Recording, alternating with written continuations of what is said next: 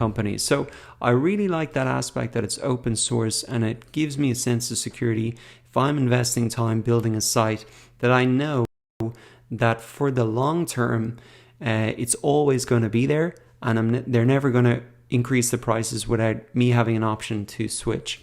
So I really like that about WordPress as well.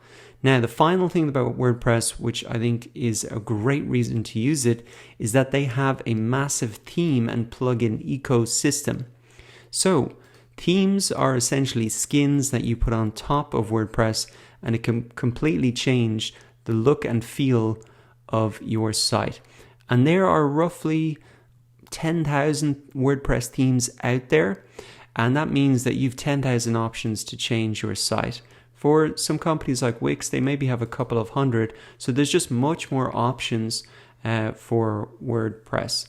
Similarly, they have what's called a plugin ecosystem, and this allows you to add additional functionality to your site. There's over 50,000 plugins, and these are just little pieces of functionality that you can add to your site very, very easily. You just install them, and essentially you can automatically add that functionality in.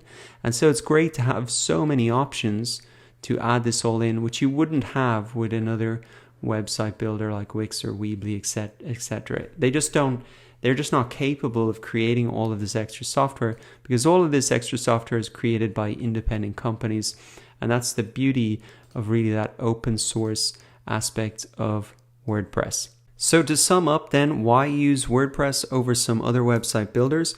Well, number one, 29% of the internet uses it. So you're building skills that are much more valuable in the marketplace.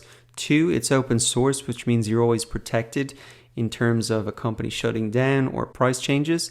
And number three, then there is a huge theme and plugin ecosystem, which really allows you to change the look and functionality of your site very, very easily.